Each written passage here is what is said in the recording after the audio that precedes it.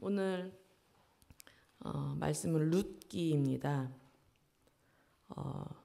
사사기 다음 400장에 402페이지 구약성경 룻기 1장 1절에서 5절 말씀입니다. 400페이지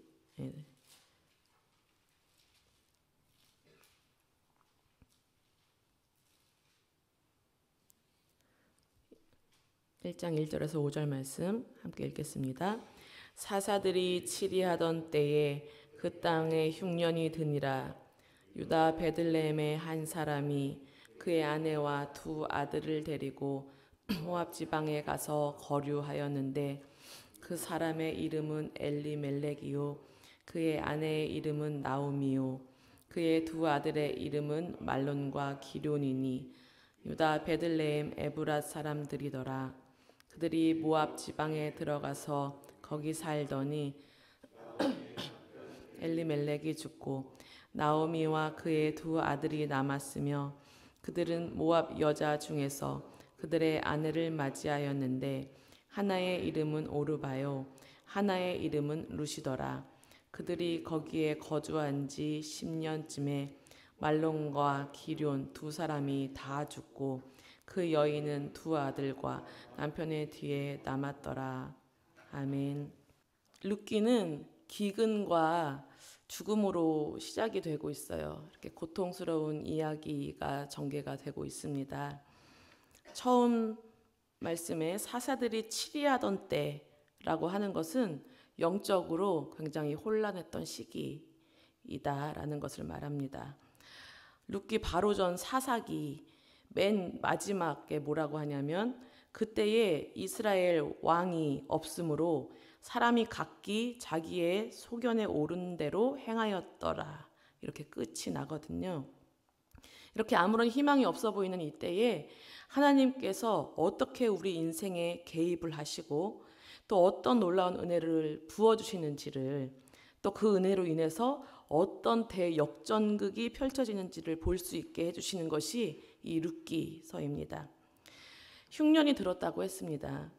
흉년이라는 것은 하나님의 뜻을 어긴 사람들에 대한 하나님의 심판이라고 생각하시면 됩니다. 그리고 유다 베들레헴이라는 것도 사사기 17장에서 19절에 나타났던 우상 숭배 그리고 폭력 사건들이 있었어요. 그것의 배경이 되었던 곳입니다. 그래서 사사들이 치리하던 때 그리고 흉년이 들었다. 그리고 유다 베들레헴의 한 사람 이것은 온갖 악재라는 악재는 다 겹쳤다. 다 경험하는 정말 아무 희망이 없는 상태라는 것을 말해주고 있는 거예요. 베들레헴의 한 사람의 그 이름은 엘리멜렉이었습니다. 엘리멜렉이라는 이름은 나의 하나님은 왕이시다. 그런 신앙 고백이 담겨 있는 그런 이름이에요. 그런데 기근이 왔다고 이제 아내와 두 아들을 데리고 이방 땅 모압 지방으로 가게 됩니다. 유대인들은 이방 나라로 거주지를 옮기는 것에 대해서 굉장히 부정적인 생각을 갖고 있었어요. 왜냐하면 이방 신의 그 영향력 아래로 들어간다고 생각을 했기 때문에. 그런데 나의 하나님은 왕이시다라는 이름을 가진 그 엘리멜렉이 모압으로 가는 거예요. 지금 기근이 들었다고 모압으로 가는 거예요. 정말 이스라엘의 왕이 없으므로 사람이 각기 자기의 소견에 오른 대로 그렇게 하고 있는 중인 거예요. 엘리멜렉은 그렇게 문제를 피해서 낯선 땅으로 오게 됩니다. 그래서 잠시 기근은 피하게 되었어요. 그런데 어느 날 이 엘리멜렉이 어떻게 돼요? 죽게 됩니다. 나오미는 정말 과부가 되었어요. 과부는 사회적 약자, 아주 극빈곤층의 대표로 쓰입니다. 근데 나오미는 너무 힘든 상황이었지만 두 아들과 함께 열심히 살았음을 알 수 있어요. 왜냐하면 결혼까지 시켰거든요. 과부는 정말 일하기도 힘들고 일자리를 구하기도 힘들고 그런 환경이었어요. 그런데도 두 아들을 결혼을 시켰어요. 그런데 이게 또 무슨 일입니까? 모압 땅에 거주한 지 10년쯤에 두 아들 말론과 기럨도 죽는 거예요. 이렇게 기가 막힌 일이 어디에 있어요? 남편에서 모자라서 이제 두 아들까지 잃으니까 정말 기구하다. 내 먹고 살겠다고 이 땅에 온 건데 이런 악재들이 계속 생기는 거예요. 이제 며느리 둘까지 모두 과부가 되었습니다. 나오미의 심정은 정말 어땠을까? 정말 같이 안 죽은 게 다행이다 싶어요. 힘들고 고통스럽다는 그 표현으로는 표현이 안 되는, 정말 감당할 수 없는 그런 상태였을 텐데, 그런데 참 재미있는 거는 이 말론과 기럨 아들들의 이름의 뜻을 알면 좀 약간 상황들이 이해가 조금은 가요. 말론은 무슨 뜻이냐면 불임, 단종. 그러니까 불임이 될 만큼 병약하다, 이런 뜻을 갖고 있는 거예요. 그 이름 자체가. 그리고 기럨은 또 어떤 뜻이냐면 연약함, 파멸. 참 사람 이름을 어찌 이렇게 지었는지 모르겠어요. 그 아버지는 하나님의 왕이시단데 이 아들들의 이름은 어찌 이런지 모르겠어요. 그래서 어떻게 보면 정말 결혼까지 한 게 정말 다행일 수도 있는 그런 이름들을 갖고 있습니다. 그러면 나오미라는 이름의 뜻은 뭘까요? 나오미는 즐거움. 굉장히 의외죠. 이런 어려움을 다 겪고 있는데도 즐거움, 기쁨, 사랑스러움, 아름다움이라는 뜻을 갖고 있어요. 나옴이란 뜻이. 이름으로 봐서 나오미가 현실은 이해 못할 어려움이 닥쳐서 소설을 막 몇 개를 쓸 정도의 그런 삶을 살고 있지만 믿음으로 사는구나, 이 사람이. 나오미의 결말은 나쁘지 않겠다라는 것을 짐작을 할 수 있습니다. 며느리들 이름도 궁금하시지 않아요?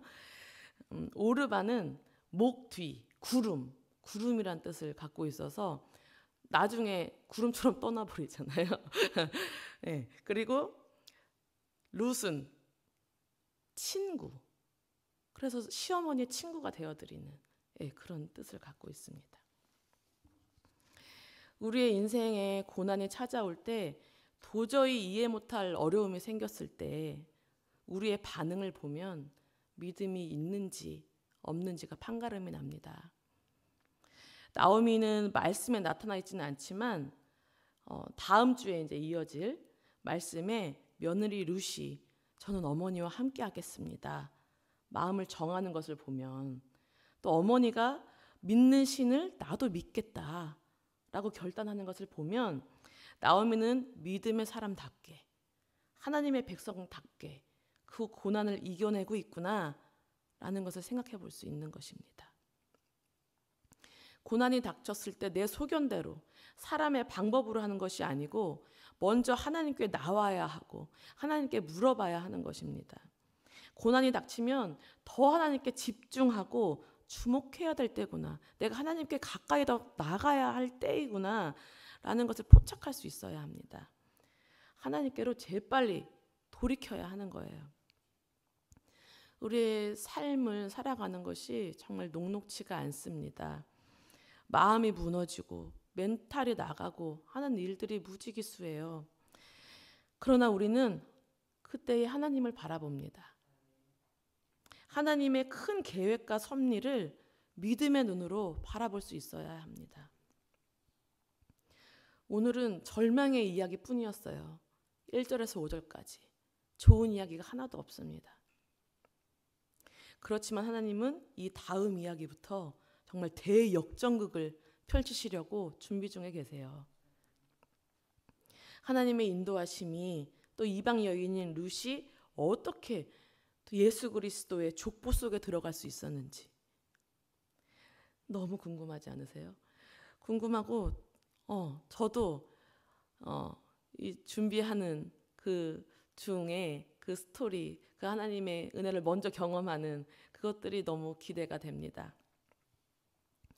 오늘도 우리의 안 좋은 문제나 상황들을 먼저 바라보지 마시고 온전히 나의 모든 것을 주님께 집중하고 주님께 맡겨드리고 주님의 음성을 듣는 그런 하루가 되시기를 바랍니다. 네, 기도하겠습니다. 하나님, 감사합니다.